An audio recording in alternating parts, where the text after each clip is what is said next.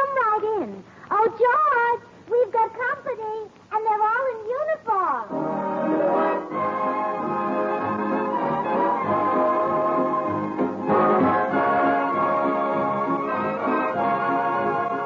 This is Bill Goodwin, inviting all you servicemen and women to enjoy another pleasant visit with George Burns and Gracie Allen, our tenor Jimmy Cash, and Felix Mills and his orchestra.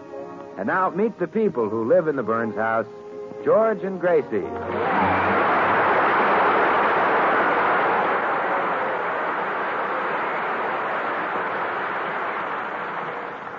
Well, the Burnses have just arrived in Boston to entertain at the United War Fund rally tomorrow night. And we find them now in their hotel room. Well, you know, George, there's one thing about that rally tomorrow night that puzzles me. What's that? Why did they ask you to sing? After all, you're one of the greatest singers in this country. Oh, Gracie. Well, you are. I know, but you shouldn't say it. Besides, they probably asked some Boston fella to sing tomorrow night. Some back bay singer. But you'd be twice as good. You not only have a back bay, but a front bay. Well, if they don't want me to sing, it's their loss. Well, it's just a shame. Well, if you sang here, you could put Boston on the map. You might make this town as famous as Worcester. Well, they didn't ask me. Foolish, foolish people. George, open up that flute-like throat and give Mama a load of what Boston is missing. No one to talk with all by myself. No one to walk with. I'm happy on the chauffeur. Oh, George, when you sing like that, my bobby socks just go limp.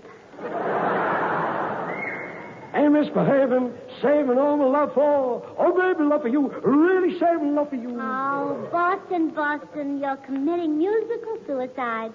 Why, George, you've got more music in your little finger than Rudy Valley has in his entire nose. Well, I am in a good voice tonight. I know for certain you're the one. Hold it, George, hold it. Look, hand me the telephone. What are you going to do? Well, I'm going to call Arthur Fiedler. He's in charge of music tomorrow night. Hello? Hello, operator? Get me Mr. Arthur Fiedler, director of Boston Pops Orchestra. Yes, I'll hold on. Oh, you've just got to sing tomorrow night, George. We owe it to the city that gave us Paul Revere and Samuel Adams. I'm surprised you know so much about Boston history. Well, you might not expect me to know about Paul Revere, but everyone knows who invented the Adams hat. I thought so. Hello? Oh, yes, Mr. Fiedler. This is Gracie Allen. Mr. Fiedler, do you know I ain't misbehaving? Oh, Mr. Fiedler. What'd he say? He said to call him if I got in the mood. I see. No, Mr. Fiedler, I meant, do you have an arrangement of it that my husband, George Burns, could sing or... Yeah? Oh, all right. George, he wants to hear your voice. Oh, give me the phone. Okay, Mr. Fiedler. Just get a load of this. Like Jackie Horner in the corner, don't go nowhere, and I don't care. Your kisses, worth white waiting for. Oh, daddy, daddy, daddy. Well, Mr. Fiedler, how did you like it? Hello? Hello? Well, don't you worry, dear. Boston will hear you sing if I have to stop. Come in. Well, hi, folks. Oh, well, hello, Bill. Oh, good heavens. Someone must be choking that poor man. Gracie, don't you know who that is in the next room? Who? But it's James Melton. Now, that's a trained voice. Well, he ought to be calling trains with it. Why, Gracie, he's giving a concert here in Boston tonight. Oh, he can sing in Boston, but George can't. How do you like that? Boston and I like it fine. We'll see about that. Excuse me, boys. Oh, Mr. Melton will just have to turn his concert over to George tonight. That's all there is to it. Yes? You're James Melton, aren't you? Yes, I am.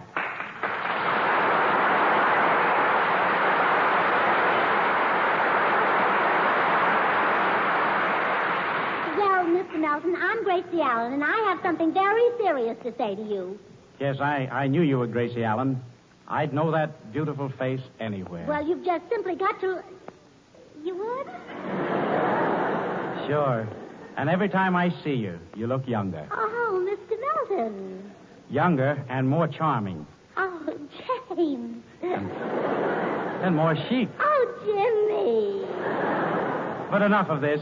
I believe you had something to say. Oh, well, never mind that. Let's have some more of this. No. No, really, Gracie. What did you want to say to me? Oh, well, it's kind of hard to say now. Well, to be fair, I really should hear you sing first. Well, I'll be glad to. How about some Traviata? Oh, no, thanks. I just finished dinner. But you go right ahead and sing something. All right. Here's something you might like.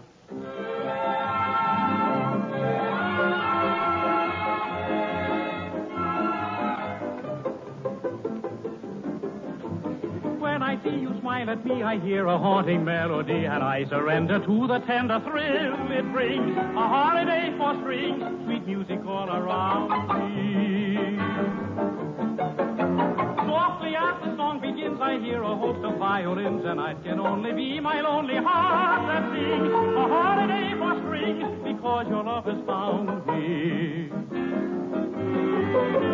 Through the night, a love song fills the air. I hear it everywhere, so sweetly telling me I'm yours completely. Breeze a sigh, a newborn rhapsody.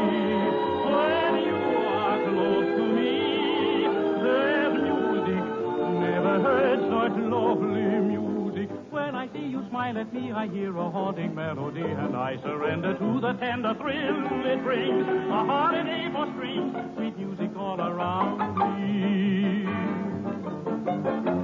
When you're gone, it fades away, but when we meet, I hear it play as from above. A song of love comes sweet and clear. Whenever you are near, the angels play a holiday for strings.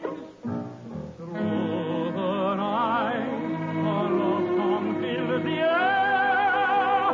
When angels play a holiday for strings.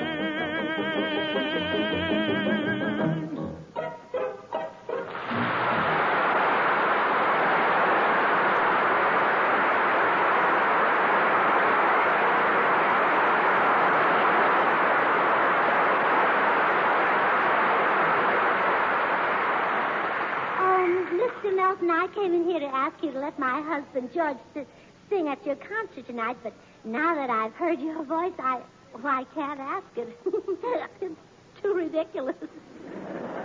Really? Oh, yes. If they ever hear my husband sing, you're finished. You mean George would take over my career? Well, it's inevitable. What do you do besides sing at the Metropolitan and give concerts? But never mind. I'm sort of interested in this husband of yours. I've just got to hear that man sing. Well, you'll hate yourself. He's glorious, simply glorious. Really a lot better than I am, huh? How high can you sing, Mr. Melton? Well, I can hit high C, Yeah, and how low? low A. Well, there you are, A to C, 2 notes. Now, wait a minute. There are 2 octaves in there. Oh, never mind the alibis.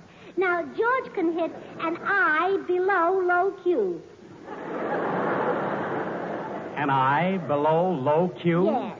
Well, there are no such notes. Oh, I suppose Paul Whiteman doesn't know music. Whiteman? Mr. Whiteman said that George had the lowest IQ in music. Like Jackie Horner in the corner, don't go nowhere, and I don't care. Where's that coming from? Well, my room. Do you like it? Oh, yes, I love them all. What kind is it? A Cocker Spaniel? Well, that's my husband, George Burns. Oh. Oh, Cocker Spaniel. Well, a Cocker Spaniel has long ears and droopy eyes and wrinkles and... Well, anyway, he doesn't sound like one. I'm sorry, Gracie.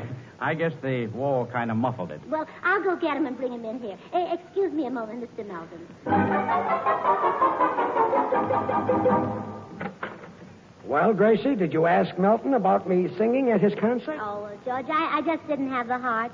Poor Mr. Melton. If the people hear you sing, you'll be all finished. Well, that's show business. A man is a big star one day, and then some young kid like me comes along, and he's finished. Dear, let's keep this discussion sensible, shall we? Well, what are we going to do? Oh, wait, I've got it. What? You and James Melton change places. You take over his singing career, and he'll work with me. You mean you'd create a new radio team? James Melton and Gracie Allen? Gracie Allen and James Melton, dear. This time I wouldn't be such a big fool.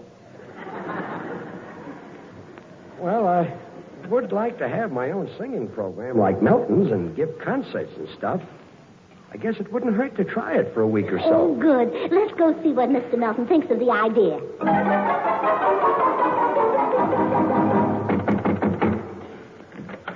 Well, here we are, Mr. Melton.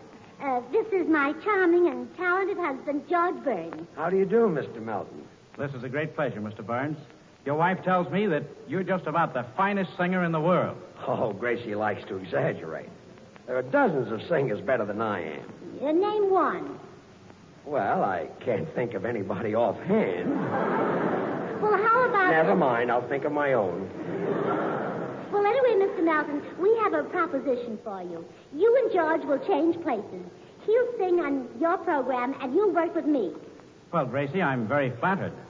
Gee, I'd get a big kick out of working with you.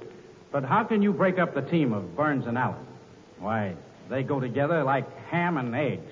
Oh, well, I don't intend to disturb the eggs. I just wanted to rearrange the ham.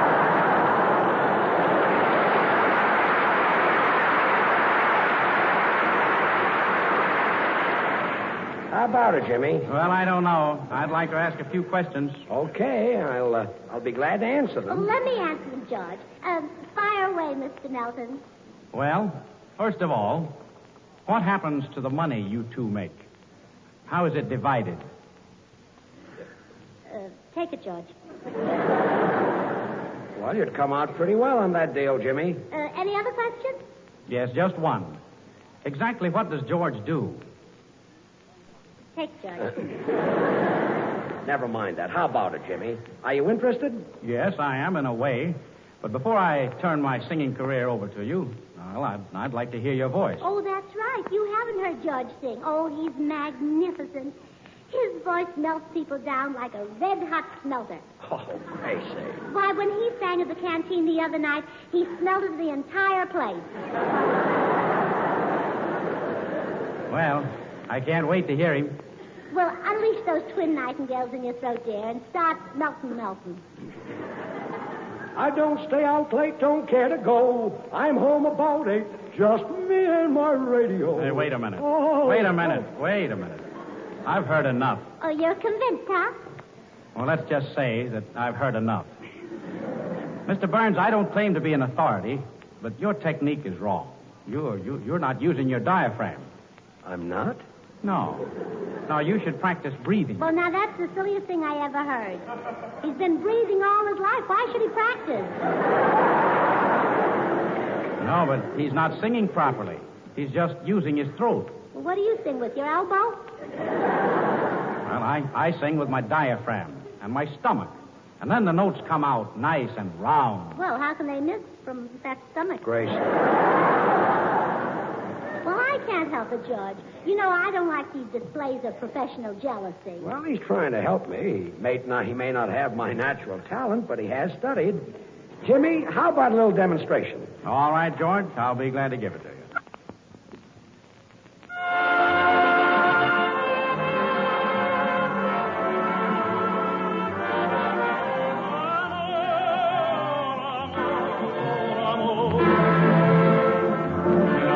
Ditzy, nació de mí, era esperanza. Amor, nació de Dios, para los dos, nació del alma. I can't find another word with meaning so clear. My lips try to whisper sweetest things in your ear, but somehow nothing sounds quite so dear as this soft caressing word I know you adore. Amor, amor,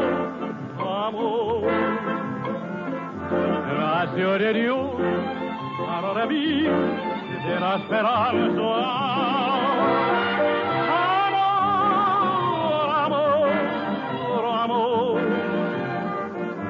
Nación de Dios, para los dos, nación en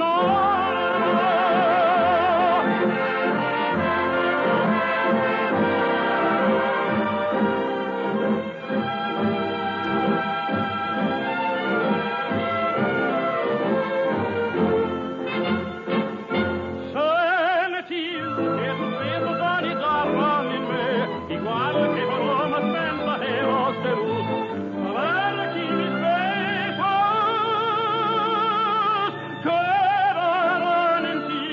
Haciendo en tus labios la señal, jureme, cruz, amor, amor, amor. When you're away, there is no day, and nights are lonely.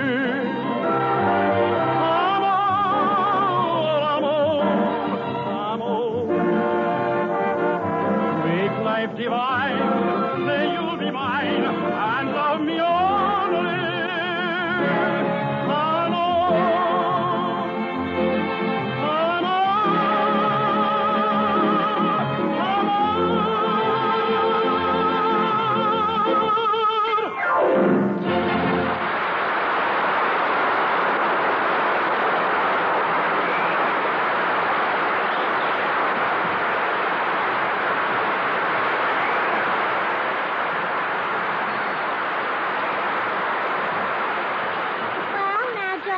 You see what I mean?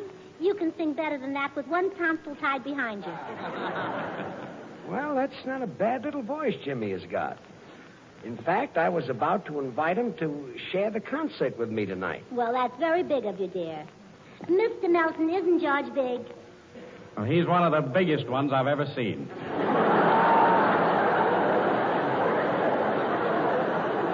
Imagine giving me part of my own concert. Generous, huh? Look, this has gone far enough, folks. I'm doing the concert tonight alone. Alone? Alone. Can't George have half? No. 2 songs? No. 1 song? No. The chorus? No. Can he sell popcorn? All right. That's enough, dear. No, it isn't. Boston will hear you sing if I have to appeal directly to Governor Saltonstall. Say, that's an idea. Where's your telephone, Mr. Melton? Right in that room. But surely you won't... Oh, leave everything to me. Goodbye, George. You don't suppose she'll actually call the governor? Come in. Well, Bill Goodwin. Come on in. Well, Jim, I just wanted to get... Hello, George. Hello, Bill. Jimmy, I wanted to ask you for a couple of tickets to your concert tonight. I've got a date with a Boston girl here. Could you spare a couple of balcony seats? Oh, you don't want to sit in the balcony, Bill. Put her up on the front row so she can see how I work. Well, yeah, but in the balcony she can see how I work. How about it?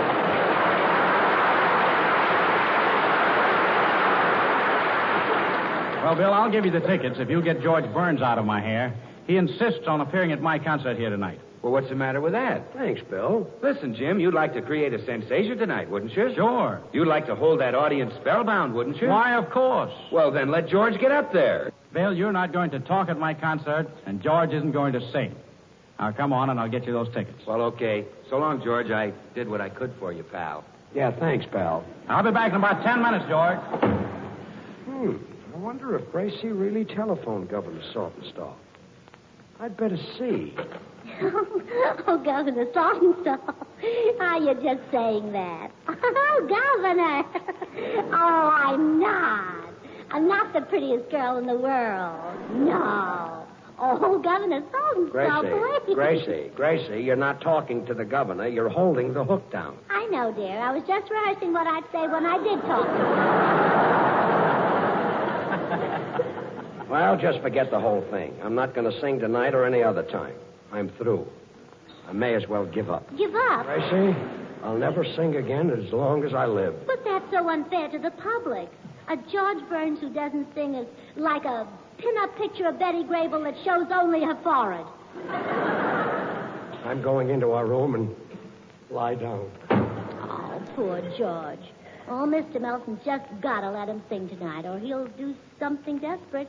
Why, he's liable to go into our room and close the door and turn on the gas and fix himself a strong cup of coffee. Come in. Is this Mr. Melton's room? Yes. Well, here's his music for tonight's concert. Be sure he gets it. He can't do the concert without this. Oh, he can't. No, he'll be lost without this music. Oh, really? Yes. You'll give it to Mr. Melton, won't you? Oh, yes, yeah, I'll give it to him. But good. See, I'm glad you're still here. Did a man bring my music for tonight's concert? Yes, he did. Good. Where is it? Are you going to let George sing? No. Where's my music? Oh, funny, I've lost my memory. What? Well, it happens to me every time I come here to Chicago. But we're in Boston. Oh, are we, Mr. Sinatra? Now, Gracie, I can't do the concert without the music. Come on, where'd you put it? Well, wait, my memory's coming back. Good. Will you let George sing? No. Whoops, there it goes again. Oh, now, really, Gracie. Who? Gracie, that's your name. Then why does everybody call me Snowflake? All right, I give up. You've got me over a barrel. Give me the music, and George can sing tonight. Oh, thank you, Mr. Melton. You know, for a minute I thought I'd have to resort to trickery. Well, goodbye. We'll see you at the concert.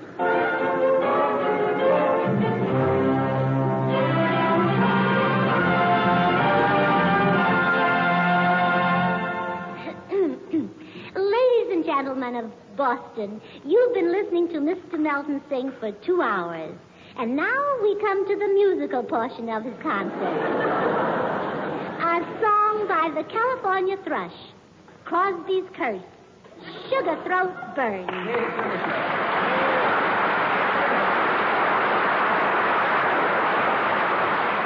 Oh, by the way, George, the orchestra didn't have an arrangement of Ain't Misbehavin', so I'll back you up with a little obligato. Well, it's swell of you to play second fiddle to me this way, Jimmy. Oh, I'm glad to do it, George. Glad to do it. Gonna talk with all by myself. He's by himself. He's all alone. He's not with you. He's not with me. He's all alone. He's by himself. He's by himself. He's all alone. Figaro, Figaro, Figaro, Figaro, Figaro.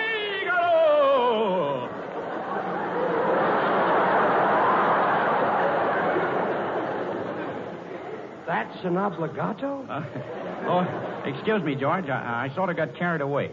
But not far enough. Go right ahead. Go right ahead and sing. No one to talk with all by myself. No one to walk with. I'm happy on the shelf. That man is happy. He's the happiest man. That man is happy. Happy upon whose shelf.